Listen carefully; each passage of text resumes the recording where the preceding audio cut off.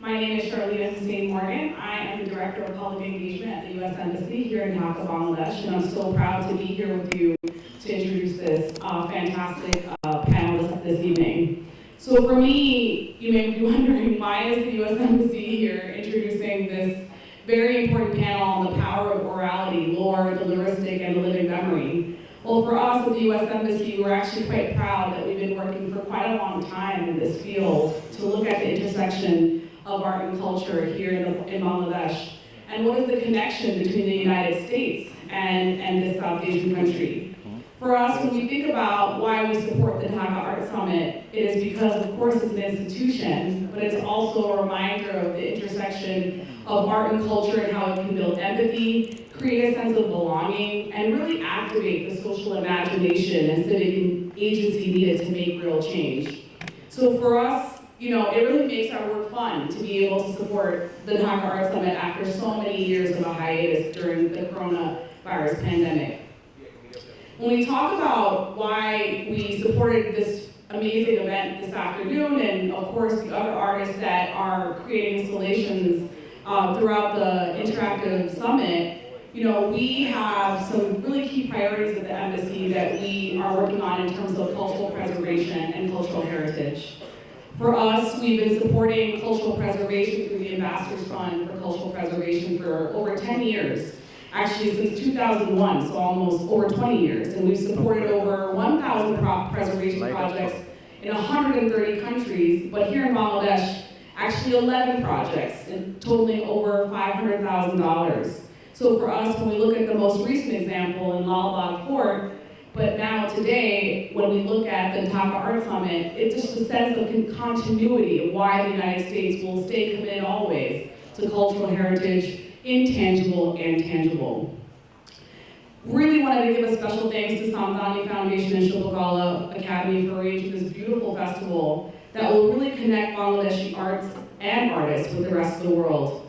For us, it's a fantastic opportunity to really engage on what does cultural heritage really mean for such a vibrant and diverse country like Bangladesh, and really has so many similarities with the United States. I myself, as Bangladeshi American, find so many shared connections between the United States and Bangladesh, whether you're talking about our esteemed panelists from Guam who will be speaking on the US experience, or you hear from the local indigenous artists, so from here in Bangladesh, whether they're Rohingya, Chakma, Marma, and other Bengali local heritages. All of those different experiences are so important and vibrant to what we consider a vibrant social and important democracy. So with that being said, I don't want to speak any further. I know we have Attaché here who will be introducing this fantastic panelist, but thank you so much, and I really hope that you stay engaged long after this summit is over, because we really hope to continue this conversation, of course in partnership with the Samdani Foundation and all the other important cultural organizations here in Bangladesh.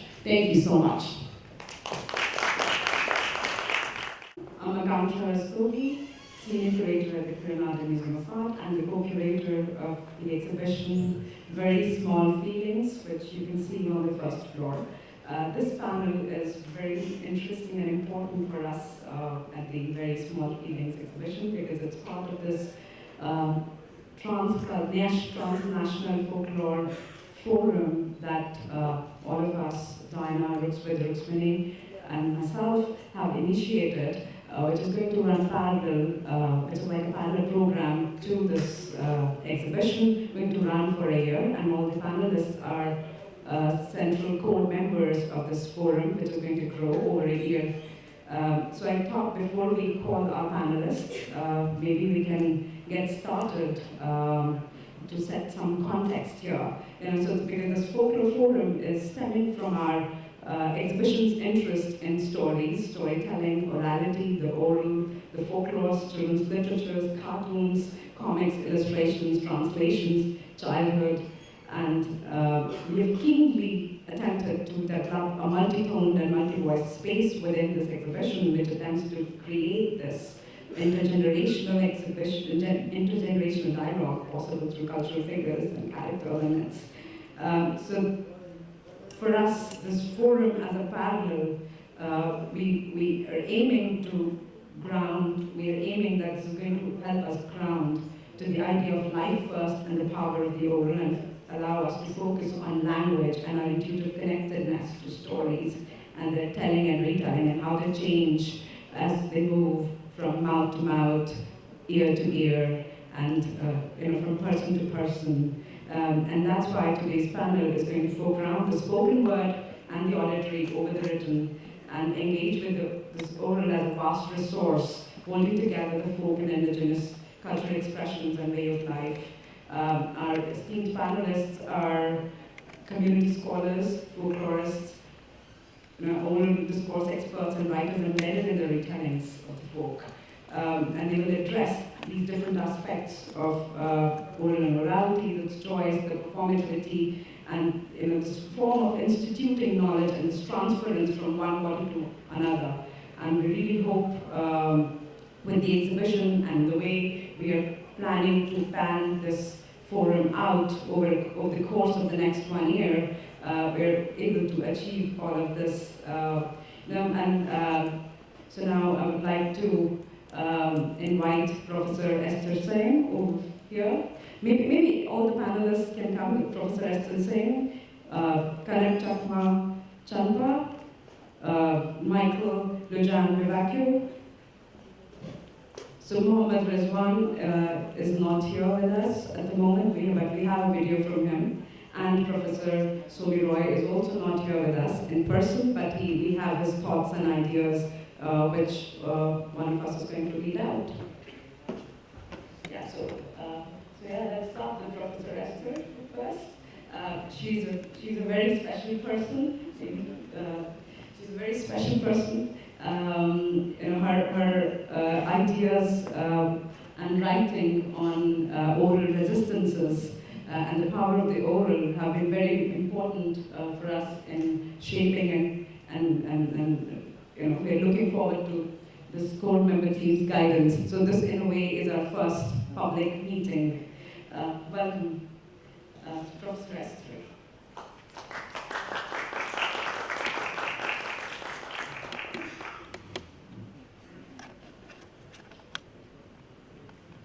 Thank you, Akansha, for that introduction. Well, the work that I do is something that has involved me for a very long time. And I feel as if I'm part of this giant stream that seems to be overrun by a number of changes in the world around us. I come from India, and I come from the northeastern part of India. And what we normally do is we imagine ourselves standing on the hills and looking down at the plains of Bangla. Now, if you go to Cherrapunji or you go to Sora, you can actually stand there on a clear day and you can actually see the plains of Bangla. So I use the word Bangla because this is a word that was used in pre-colonial times when we did a lot of trading across the border. And we brought down honey and we brought up dry fish. So the kind of barter system that went on, but I'm not going to talk about that. I'll be reading a paper which tries to sort of tell all of us what orality is about. It's a kind of a summing up, well, not really a summing up, but you could look at it as an introduction, you can look at it as an overall, as an overview of the kinds of oralities that we have in the hills of the northeastern part of India. And I am from the Khasi community. We are a matrilineal society, so our children take the mother's name. So I bear my mother's name, and but please, it's not a matriarchal society. It's a society where gender roles are very well defined. I think it's one of the two societies that we have in the world today that follows this matrilineal system. Now, I would like to begin my paper.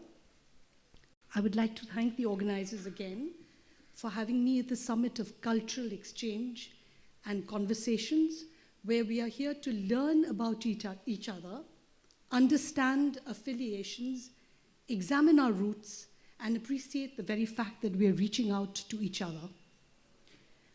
I'm standing here attempting to represent communities from Northeast India who have emerged into the 21st century, valiantly holding on to the resources that were once disqualified for they were not considered illustrious enough to generate any kind of discussion, our oral resources.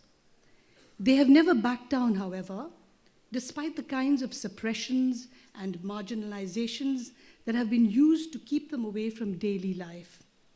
And like the ubiquitous kwai or pan, I'm sure you know this, or the betel nut, around which there exists a plethora of stories and oral lore, what took place was submergence into the subconscious realms of the imagination, so that today, when we talk about oralities, memory plays an archival role in keeping them preserved, either within the individual or community, which this was something that struck me just now when I had gone to see one of the exhibitions, and we had this, there was an exhibition of these books where memory was actually being inscribed through needlework. And this was something that really sort of, hit me. Briefly, kwai eating, if you come up to the Khasi Hills, everybody has red teeth because everybody is chewing pan or kwai. Briefly, kwai eating had been frowned upon during the colonial era, so it simply went underground. People continued to use it and still do in what may be understood to be resistance against the new ways. In the tale about how kwai eating evolved amongst the Khasis, an impoverished couple chose to take their own lives rather than tell their rich friend that they had nothing to offer him. First, the young wife took her own life in front of the pot of boiling water because there was not a grain of rice that was left in the house. And then the husband. After that, the friend who discovered them, and last of all, the hidden thief who witnessed the entire tragedy and feared that he would be accused of murder. Since then, eating kwai together or offering pan to one another is an important act of hospitality. It is immaterial that you cannot offer a meal. A simple kwai shikantain has opened many hearts. And I've shortened the tale considerably, but I'm here to offer you kwai, metaphorically of course, from our hills as a token of love and appreciation. And I do believe that the kwai that comes from the Khasi Hills has a huge market here in Bangladesh. So here we are exchanging kwai with people, making friends of foes and unknown people, initiating the kind of narratives that network people together in a common language, and that always exists as an exciting but challenging subtext. So I grew up hearing such stories from my parents and others of their generation. It is true that much has been lost, as in oral communities all over the world, but the oral, I believe, has a strong ringeo. You may wonder what the ringeo is, and very briefly, it may be likened to the aura that emanates from all living creatures. One may have a strong ringeo or a weak ringeo, and we are all here to reinforce the ringeo of the oral as we continue to source it in order to grapple with issues that confront us daily. Even now, the singing voice of P. Moaki, the first known female composer of the Mizos from the state of Mizoram in the northeastern part of India, who was said to have been buried alive, unquote, for fear she would finish composing all the songs and leave nothing for posterity. Her singing, accompanied by her gong, was heard for 7 days before it finally stilled, close quotes. This is clearly audible above the din of contemporary everyday life in the state of Mizoram in India. In Nagaland, another state in India, the 6 stones of Lungte Rock stand for the Ao Naga community's ahistoric origins, as it establishes kinship with the sentient universe. The Ao myth records, quote unquote, the 6 stones, of which there were 3 males and the other 3 female, and of which the different clans among the Aos trace their respective origins to one of these stones. Amongst the Garos in Meghalaya, another state that I come from, in the state of Meghalaya, the vast expanse of the Balpakram range, they have this beautiful range, is their Mount Olympus, the heaven to be yearned for on their passing on. And this is very much like Ulom Yaupnyao. Ulom Yaupao, Ulom means mountain, for the War community amongst the Khasis to grow yam in the afterlife. And the Khasis continue to look upon themselves as the descendants of Unyotrep Nyoskum, the 7 families that descended through Lom Sopet Beneng, heaven's navel, onto the earth, sourced several times over in literature and in many other aspects of daily life. Many oral communities in Northeast India are still bound by the intangible boundaries of a mindscape that is deeply oral, circumscribed now by the inevitable hegemonies of a technology that thrives on the agency of profit and gain. Communitarian values seem to have been dispensed with. Thus have our forests been robbed, lands plundered, and lifestyles reversed. Where then is the locus of the grassroots imagination to be found in this day and age? And what of the worldviews and knowledge systems that cannot simply be put away? These are questions that have no easy answers. I, on my part, however, have become more and more aware of my other alternate history.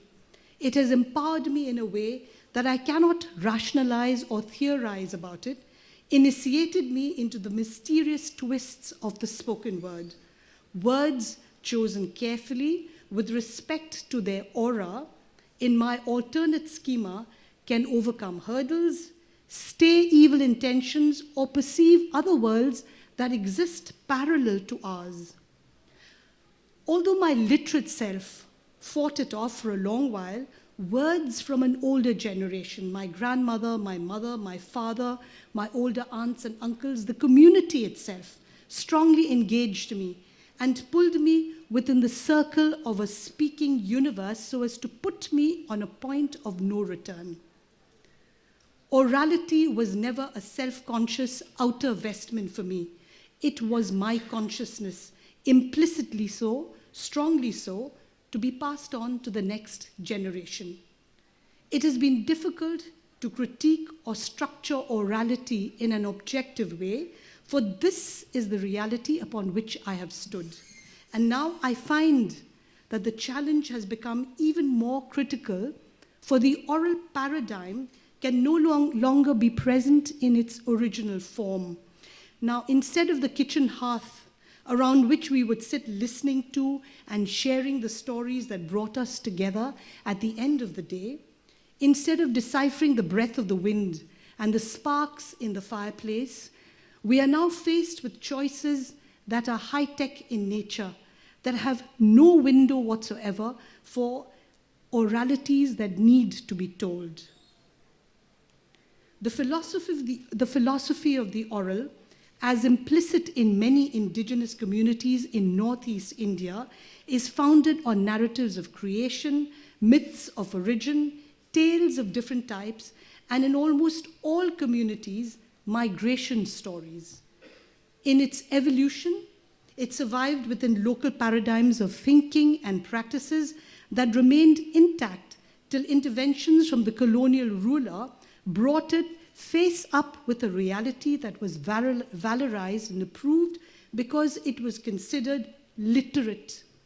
Its position vis-a-vis the majoritarian rule of the written word is precarious because the balance is tipped in favor of the latter. The oral has no market value whatsoever, except when it is culled out of context and exhibited as some kind of intangible relic that pre-existed existence as it is understood today. It is considered useless and fragile because it is dependent upon an empathetic environment to keep it alive. But manifestations of it is evident everywhere. If you come to Meghalaya, you will see it in the sacred groves of Meghalaya, the sanctified tales that we have, the pawar, which is a kind of a poetry, which is a genre of oral poetry that is sung on different occasions, and archery. Archery not as a gambling practice, because archery is also a form of a game, but archery as a game that is inextricable from the spoken word. The word anointed arrow that flies straight to its target if the word is pronounced as it should. The women potters of Chanki, Longsemdang, and the Japu villages in the Ao area in Nagaland, the chants and songs and ballads of the Mizos in Mizoram, and the Garos of Meghalaya. The oral has always posited a way of life and thinking that is inextricable from the ecological codes and unspoken conventions of a sentient universe.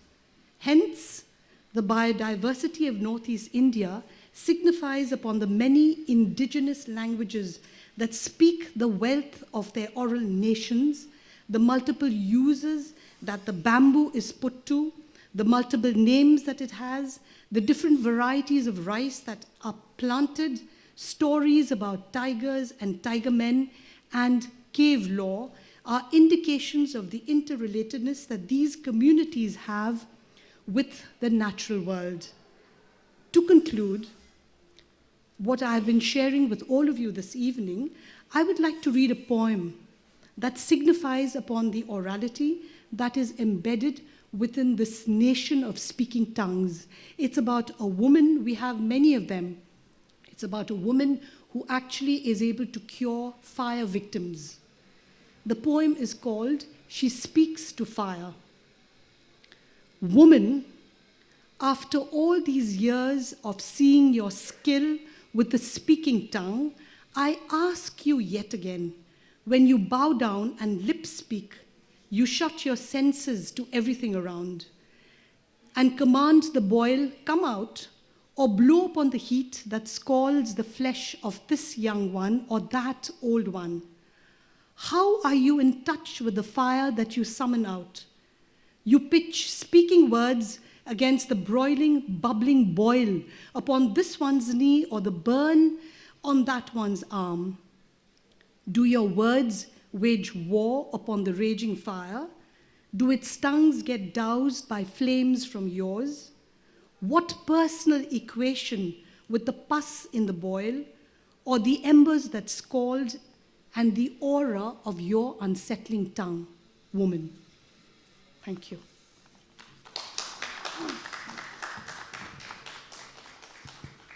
Our next speaker is Michael Logan Bevacqua, who is again a very special person, come to us from Guam. I believe he's going to introduce all the kinds of things, lovely things that he does.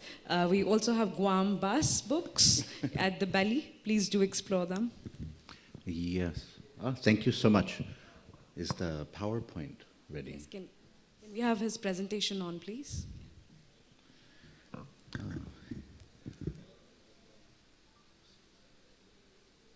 Yes. I'm so happy to be here with all of you. My name is Michael Lujan Bevacqua, and I come from an island in the Pacific called Guam. It's about 4 hours away from Tokyo, 4 hours away from Manila. And so right on the edge of, oh, there we go. Here we go. And so I come from in Guam, the Cabeza and the Bitut clans. I am the curator for our museum in Guam. I am a former university professor in Guam, and I am a teacher of our native language, Chamorro. And so when I was first putting together this presentation, I realized that many people may not be familiar with those of us in the Pacific, especially in Guam. There are more people here today at the Dhaka Art Summit than there are on Guam. And so it is just a small island, 7 miles across, 35 miles wide, and you are never 5 minutes away from the ocean. And so Dhaka is very different. Okay, next slide. And so my people are the Chamorro people. We have been in the Marianas Islands in the Western Pacific for 4,000 years. And here are some accounts from the Spanish of our ancient orality, our oral culture. They admire poetry and believe poets to be people who perform wonders or miracles. Among the Chamorros, a poet is a miraculous person, and the title of poet makes one respected by the entire nation. Now, this can give you a sense of our culture in the past, but I quote Spanish accounts because one of the things that impacts the Chamorro people is European colonization. Next slide. And so the Chamorro people have the dubious distinction of being the first people in the Pacific to be colonized by Europeans. As Ferdinand Magellan was crossing the Pacific on his way attempting to circumnavigate the globe, he stumbled upon our islands, and we made the mistake of giving him food and water so that he could keep traveling, although ultimately die in the Philippines. It is a joke that Chamorros say to Filipinos that we kept him alive so that you could kill him. And so, about 140 years after Magellan, San Vitores is a Jesuit priest who brings colonization formally to Guam, forced conversion to the Catholic religion, massive prohibitions on culture, and massive depopulation as well. Next slide. In 1898, the United States takes Guam, and for a period of about 50 years, the US Navy runs Guam. There is a 2.5 World War II occupation of Guam by the Japanese, which is brutal. 1 in every 20 Chamorros dies during that occupation from massacres, torture, starvation, and other issues. The United States returns in 1944, and people in Guam, Chamorros, the native people, as well as others, are US citizens today, although we remain a territory of the United States. Next slide. 2 parts of the American history on Guam have dramatically affected, however, in the 20th century, our history and culture. One, as you can see on the left, is that after World War II, thousands of Chamorros were displaced to create US military bases on the island. So I told you that Guam is about 212 square miles, and 29% of that are US Air Force, Navy, and now a new Marine Corps base. And so this has had a dramatic effect on our connection to the land. But one thing, oh, no, go back. Okay, thank you. One thing that I will focus on today, though, is that when the United States first came into Guam, similar to the treatment of Native Americans, the Chamorro language was banned in schools, and it was also banned in public spaces. And this continued even after the island was under local civilian government. The prohibitions were kept in place until the year 1970. Okay, and so on the left, or on my left here, I guess, yeah, left. And so this is my grandmother. And so the skinny girl here on the left, she was right before the Japanese invaded the island, she was the last valedictorian for the only public high school on the island of Guam. Her name was Elizabeth de Leon Flores Lujan. She passed away in 2013. She was a young teacher in the school system, and she was required to punish children, other Chamorro children, for speaking Chamorro. So they would have them drink codfish liver oil. They would spank them on the backs of their legs or on their fingers. They would fine them their lunch money so they could not eat. And so my grandmother, until the day she died, regretted that she was required to punish other Chamorro children for speaking their language. Next slide. And so because of these repressive policies, I did not grow up speaking my native language, like the majority of Chamorro people born after World War II who cannot speak our language. And in fact, today there are only 15,000 speakers of Chamorro. 85% of the Chamorro people in the Marianas Islands and elsewhere in the world cannot speak their native language. And so when I was growing up, I couldn't speak. I only knew 6 words. I knew bodily functions, so I knew how to say feces, fart, armpit, breasts. I only knew, and I think that many people who don't know their native language often just know the bad words or the body parts words. And so I was certainly one of them. However, as I was going to college and as I was sort of coming to terms with my identity, I took a class to learn the Chamorro language at the university, and I enjoyed it, and I asked my grandmother to start speaking to me in Chamorro. And she agreed, and it was something that was very sort of therapeutic for her as well. She loved to speak our native language. When she passed away, we found many, many notebooks that she had translated parts of the Bible, children's stories, things from the newspaper. She loved Chamorro, and so she passed that gift on to me, helping me learn to speak Chamorro. This is a picture of her before, a few years before she died, with my oldest child, Sumahi. Next slide. She instilled in me a passion for speaking Chamorro and a love of things Chamorro. She told me many stories, and once I became a father, I made a promise that I would only speak to my children in our native language. And so my oldest child, Sumahi, is there, my partner, Desiree, my middle child, Akli'i, the little baby there is 15 months now. And then we have the next one is just 4 months away. Due date, May 2023. The next Chamorro speaker is on the way. And so all of this filled me with lots of passion and dedication to this. I became a teacher of the Chamorro language after becoming fluent in it at the University of Guam, but also in the community.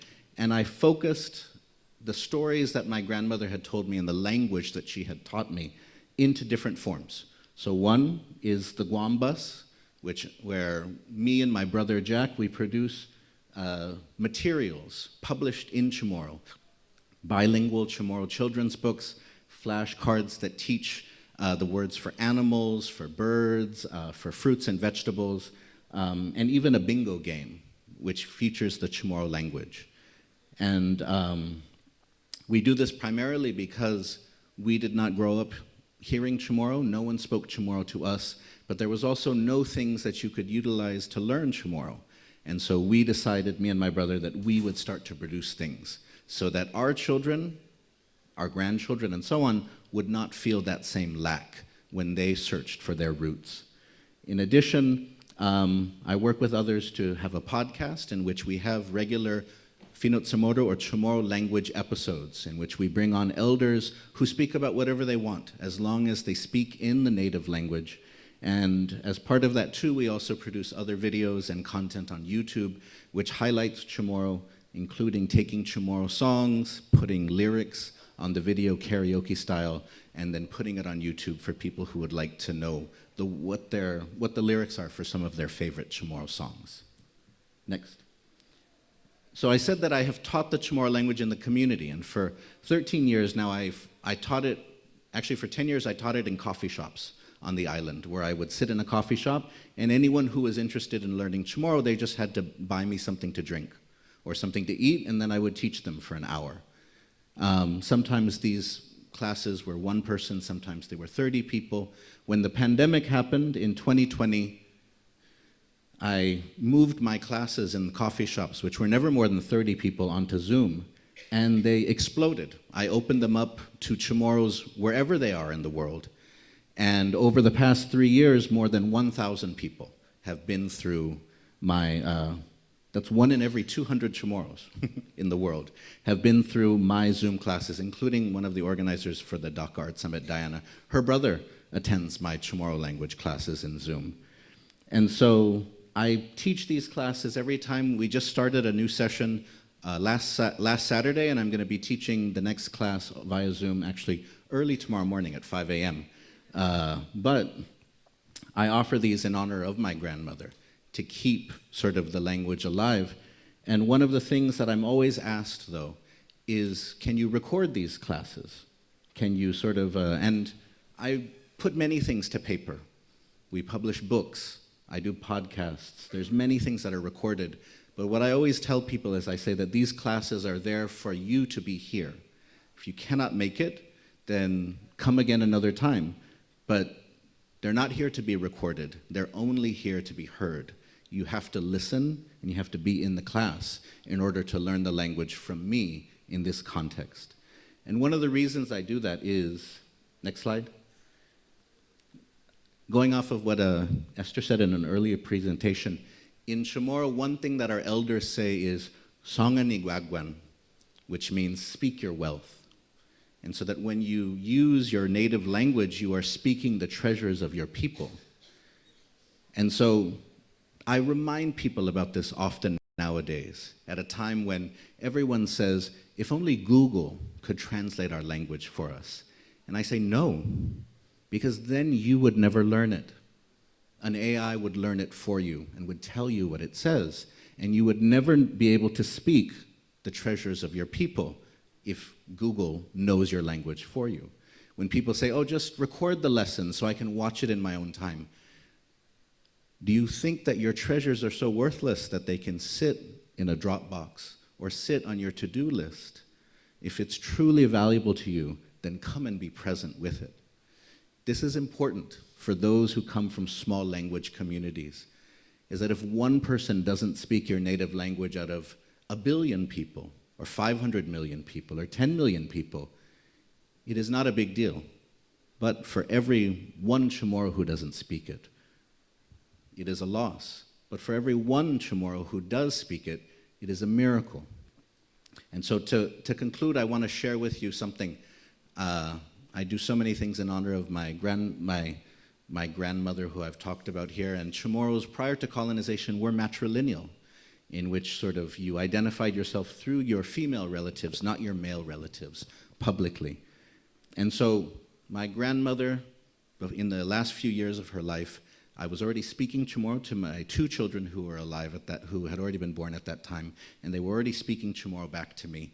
And I remember one day when we went to visit my grandparents, and I gave my oldest child, Sumahi, who was just a few years old at that time, to my grandmother to play with her while I talked to my grandfather. And after a little while, my grandmother came over to me and she put her arm on my shoulder, and I looked up at her and she was crying. And I said, Hafa, grandma? Hafa muna tatangasa, what grandma, what is making you cry? And she said, Fuminut sa momori hagamo. She said, your daughter is speaking Chamorro. And I said, yeah, hongan. Haogu fumanagwe zudzangwal fumanagwe. You taught me and I taught her. Of course she speaks Chamorro. And my grandmother looked and she said, Kulang melogru esti. It's like a miracle. Sa malefadzunai ifinut samoro gipatsori patgun. I'd forgotten what it sounded like for a child to speak Chamorro. And so, thank you for listening to me. Sidus Mase, thank you. Yeah, I would like to invite Kanak, Chanpa, Chakma.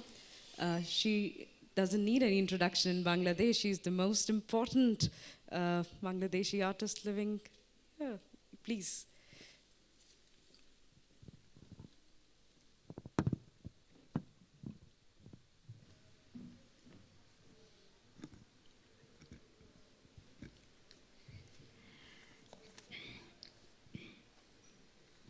Good evening, everyone.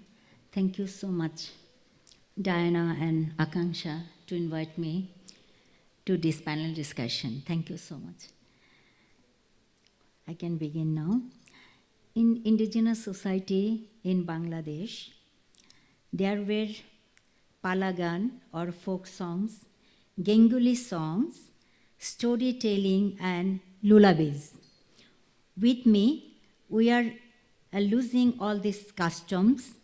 We don't have written documents of them. We know of this only through word of mouth. As children, we would listen to stories told by our grandparents. Mothers used to sing lullabies to their children.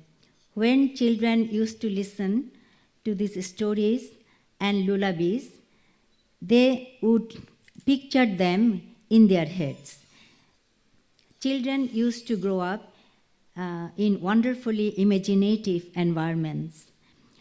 Their imaginations and creativity were nurtured. They could create their own worlds. We still have the heritage of palagan in indigenous society and Bangladeshi villages. There is a relation between palagan and storytelling.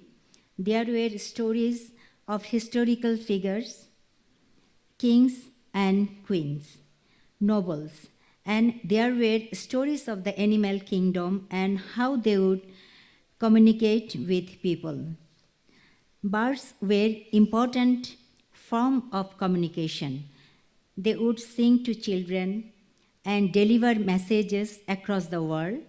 They would even enclose people who suffered heartbreaks. I like to tell stories in my paintings too, stories of people alongside stories of nature.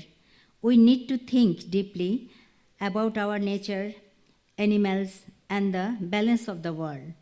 I am trying to bring the stories of how they are interconnected into my paintings.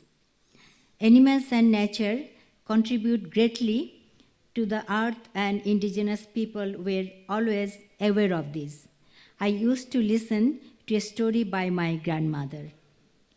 There were birds called bargi.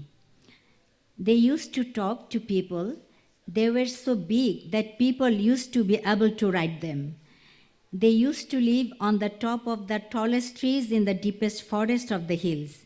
They used to friends with people. They looked a lot like the great hornbill. Over time, forests and hills have been destroyed. The bargis have gone far away. They cannot live without tall trees and big forests. There were many stories and songs about them. There was one song that people used to sing while crying for the bargi. I can say it in Chakma. O bargi, amare sadine nojej idu thak, ami tomare sara honodin ami nobajibong, tumi moidu ejo, tumi idu ejo, amai du thagogi, ami tomare lamba lamba gach hodokani dibong. This is in Chakma.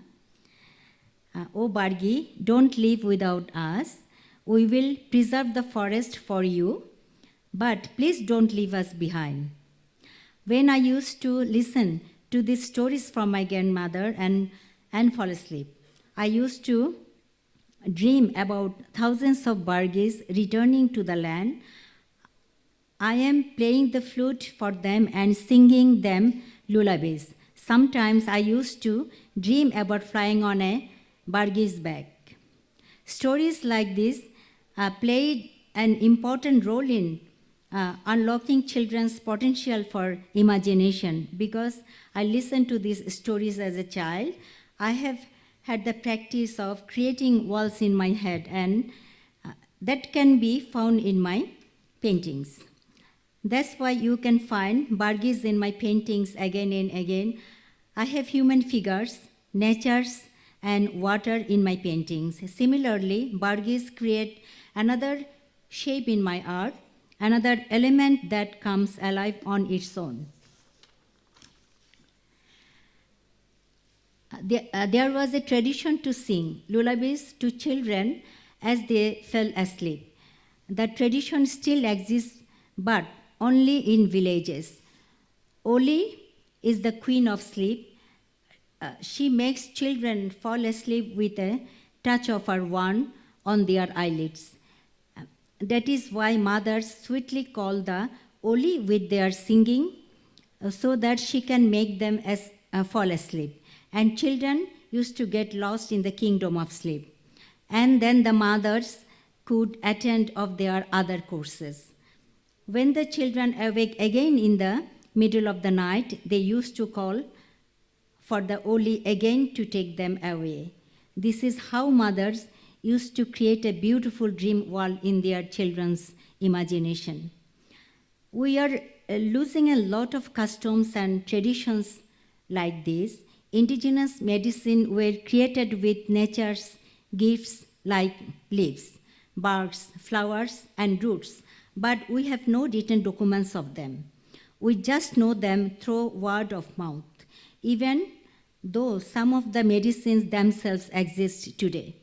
There is a medicine of heal from a dog's bite made from 3 different kinds of 3 barks made by my mother, and it's fed to the patients and applied to the wound. The poison would be neutralized within 24 hours. We only know to this medicine orally since it has never been written down. I want to keep our culture and heritage alive in my paintings, even if it's just a little bit. I want to document them in my paintings. We need records of our traditions, and we need to practice them so that we don't lose them completely.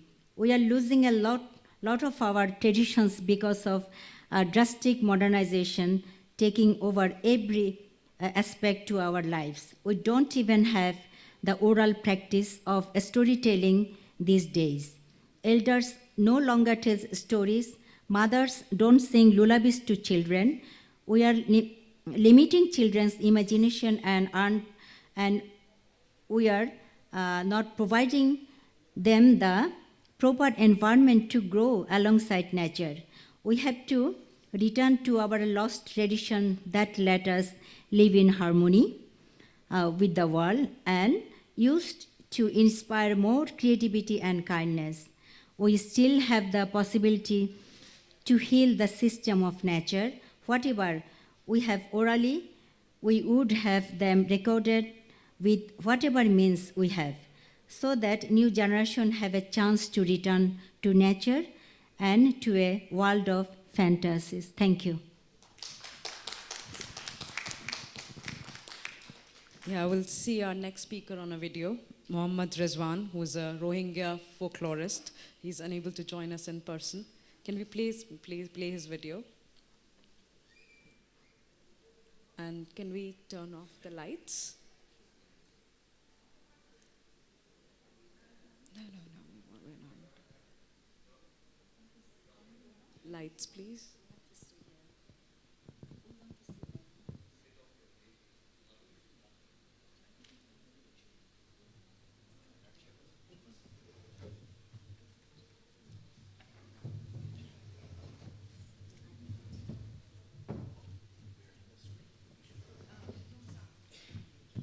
No sound. Can you please play it again?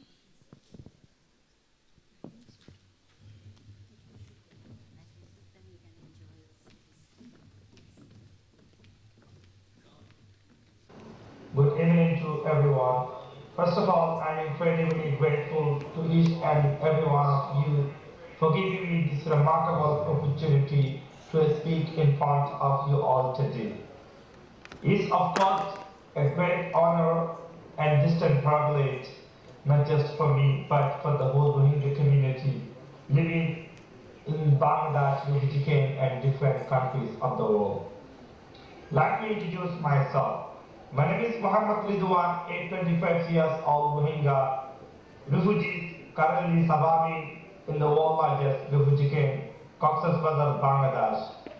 I'm a Rohingya writer and a folklorist who wrote the Rohingya folk tale book. I'm also an anti-trafficking and human rights activist, doing activism as much as I can to help the genocide survivor. I'm a Novic went and was a teacher by profession. I have also been an essayist to many international journalists to navigate camp, develop a story, idea, and find a resource. Basically, I write folktale to help preserve and pass on the cultural knowledge from generation to generation. I'm a great lover of art. Many of my poems and short stories were published on international platform and anthologies. We the Rohingya people have been subjected to many kinds of civil rights abuses in Myanmar since long decades ago. Meanwhile, we were politically, religiously, and culturally targeted by the Myanmar government. In last 2017, we fled the country to save life from the genocide committed by the brutal military. So we would like to thank to the Bangladesh government and its kind-hearted people for giving shelter and saving 1 million Rohingya people. Being an educated young and a folklorist, I never give up on my dream and have always been interested in studying and researching our culture, in particular folk tales that have been passed on for centuries, because I have been allowed to find them written in any book or online before. And that they were on the brink of loss. I was gravely concerned that the next Rohingya generation will lose our culture and folk tales. So I did carry a project in 2020 just to save our culture and the traditional folk tales before a generation of elderly storytellers dies off. To do this, my friend Alex helped me the base toward the journey. It's very true that we are an indigenous people of Myanmar. We have our own culture and tradition. Our culture is our identity, and folk tales are the essential sides of Rohingya culture, since they contain important morals that are meant to be shared and remembered. This lesson can help shape the values of a community.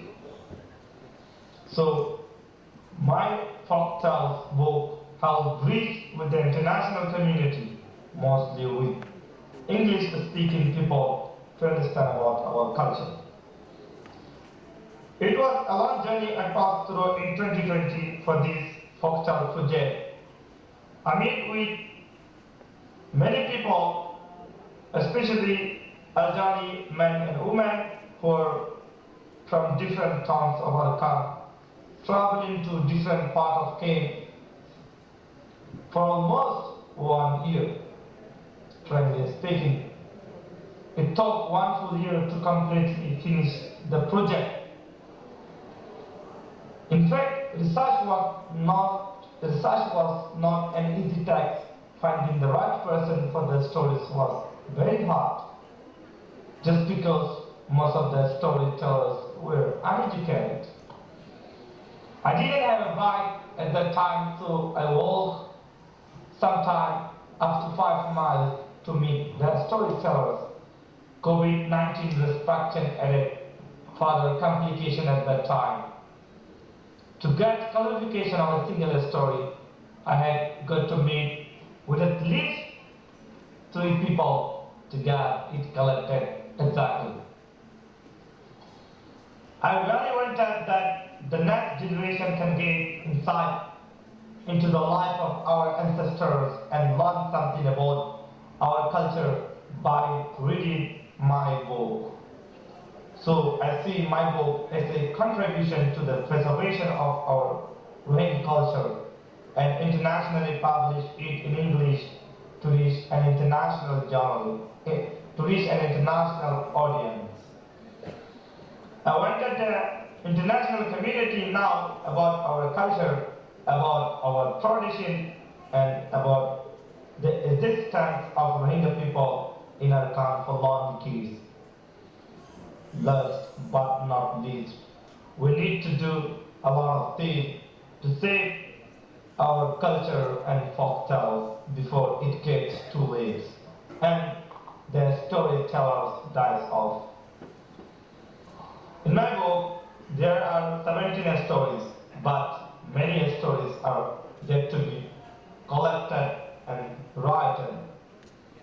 In the future, although it is very hard to keep our culture alive, and committed to keep working to preserve our culture and folk tales so that our identity will never get erased from the soils of Arkhan, Myanmar.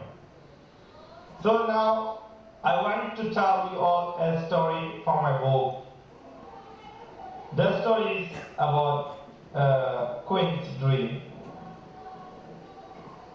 There was a queen in a country who has a vivid dream about torrential rain after a period of drought. Everyone who drinks the rain loses their mind, so the queen sent advisor to warn everyone, but of course they don't listen and everyone drinks the rain's water and thus melt. And in the end, the queen decides to join them by drinking the rain herself. The moral of the story is that in a country majorities are wrongdoers, then they have the power to force the entire country into a very bad situation. Thank you very much. Assalamu alaikum wa rahmatullahi wa barakatuh.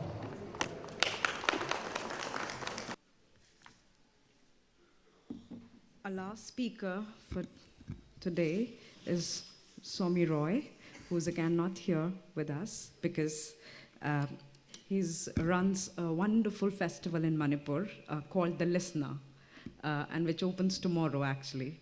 So it's a festival of oral literature. So I have his paper, which I'm going to read. It's titled as The Art of the Oral. Greetings from Manipur. My name is L. Somi Roy, and it is a pleasure to be with you all today. In 2004, the great Manipuri scholar, he's from Manipur, again, a state in Northeast India. In 2004, the great Manipuri scholar, Kale Chandra, showed me his collection of ancient Manipuri manuscripts called Puya. He immediately got me hooked to them, delighted to have someone from the museum world in the US show an interest in them. He pulled out one after another, and some astonishing examples of manuscripts on handmade paper, palm leaf, on bark, or even on strips of bamboo. Among the most spectacular among them were the Puya called Subika. They were the only illustrated manuscripts in this barely known manuscript tradition of South and Southeast Asia. Flash forward 20 years when my friend Tunika Gupta, then an editor at Penguin, heard from me about these manuscripts and their tales that I had been jotting down. She proposed a young adult's publication of what became my first book, and that is Why, a collection of Manipuri myths that I like to call a children's book for adults. The Puffin publication came out in 2021 with the subtitle Manipuri Myths Retold. What this little book did now that one looks back upon it, and given its popularity, if I may say so, is that it defined for young and old in Manipur and across India a mythology called Manipuri. It located a small mythology called Manipuri to take its place alongside the great mythologies of the world like Hindu, Greek, Norse, and so on. It has therefore helped define what is Manipuri civilization. It posed the question, how did this tiny Tibeto-Burman kingdom perched on the mountains of the Yoma mountain ranges that divide South from South Asia evolve a small but distinct mythology? The manuscripts in Manipur are written in the Meitei Mayak script in a highly endangered language called the Arabalon, or Old Manipuri. All the myths in the book, and that is why, are found in these old manuscripts. But I can barely read the script, and even if I did, I would hardly understand the Arabalon in which they were written. My predicament is not uncommon. Few in Manipuri can understand Arabalon and save a few words, and only the generation below 25 can read Meitei Mayak, as this old script was reintroduced in 2005. It replaced the Bangla script in use, particularly ever since the Manipur became part of the British Empire after the Anglo-Manipuri War in 1891. Therefore, I relied on scholars who told me the stories and gave me the written forms. Here, I would be amiss if I do not thank my friends and writer and scholar Thokchom Thagwenka and the archivist Chanam Hemchandra and Mayank Galambam, Mangang Sena. I'm sorry, I'm not doing a great justice to the pronouncement. Please excuse me for this. The oral foundations of their text or oral versions, either contemporary or archaic, are key to my book. For it is in telling that the richness and versions of Manipuri literature and song shine in all their splendorous oral variety. Coming back to the Meitei civilization of Manipur, here is the one general observation one can make about its mythology. That is, the difference between mythology and folk stories. So roughly speaking, though they both can be transmitted orally, is that mythology is an aspect of religion, while folk tales are stories of social instruction. Therefore, Meitei myths grow out of and embellish the religious practice of Manipuris, the exonym of Meitei. This religion is animist and predates, as well as provide the foundation of Vaishnava Hinduism, to which Meitei converted in the early 18th century.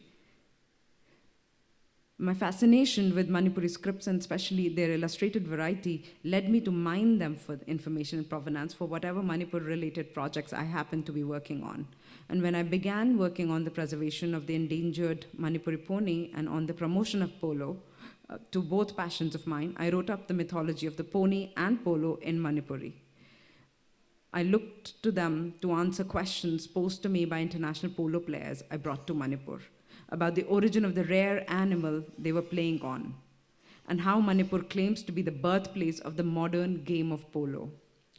They were also prepared as background research and gallery notes for an exhibition of the illustrated Manipuri manuscript and modern art inspired by them, and that my Brooklyn artist neighbor Liv met Larson and I planned for Bushwick and Berlin. And all these were rewritten and more added for what became the book called And That Is Why. The now shelved art project became a gallery show, turned into a book idea with Penguin, and thus that is why the book became a collaboration with young Manipuri artist Safa. So I was thrilled to meet him. He's the only Manipuri artist working on art based on illustrations found in the manuscripts. So he made the manuscripts for his book in this older tradition of, so that's what he's. So interestingly enough, the art form does not even have a name, with which the illustrations are in his book. The art form does not even have a name. Well, it does have a name now, as I call it Subika art. And here, as in the framing and presentation of Manipuri mythology in the book, gives us new insight into and definition of Manipuri civilization. It introduces a new form of South Asian and Indian art. Safa and I settled on the wave pastiche style, with each 12 plates illustrating different parts of the story. This inclusion of language and calligraphy in the artwork by Safa mirrors in the oral sources that the myths draw upon, illustrating song, ritual, incantation, and prayer. And here may I include a note of apology that I ought to have opened my presentation, and my regret that I cannot be with you in person today, for the trust I founded and managed called Imasi, the Maharaja Kumari Binodini Devi Foundation, inaugurates its first edition of a festival called The Listener tomorrow. The festival is one of orality in literature, music, and technology. As far as literature festivals go, The Listener is conceived as a festival of literature without books. It posits that the songs we in the northeast of India sing,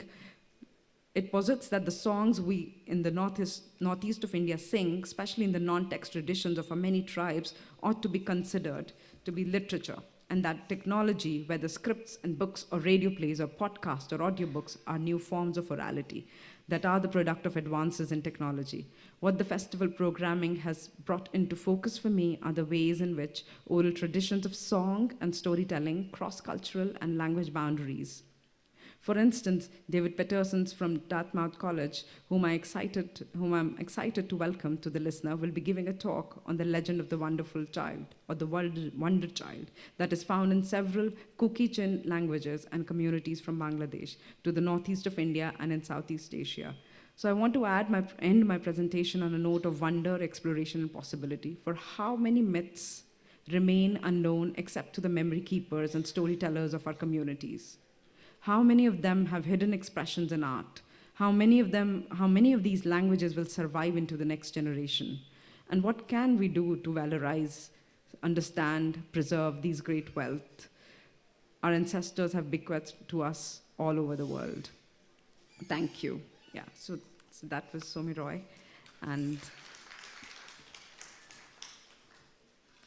this is totally thrilling, that how much of what we heard today from all our wonderful panelists speaks to the exhibition and what we have put together inside the belly. If you've not been, please do go inside, because again, that has so many wonderful books in multiple languages, also from indigenous communities that again struggle with the idea of source and resource. So these efforts have been defining and redefining what sources and resources mean to communities. So with this, I would really like to thank our panelists. Thank you for doing this. I know we have another program starting in the auditorium at 6:15. So we may have, so we are exactly at 6:16. So maybe we may have time for taking a few questions. Maybe one or two if you have. We can pass the mic around. If not, then I would request our panelists to be here, so that if you have any further questions to them or interest in their work, you can connect with them individually as well.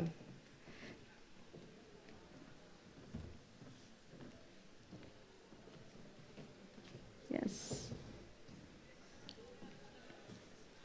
Thank you so much for such a rich repository of metaphors, examples, stories that all of you have brought to us.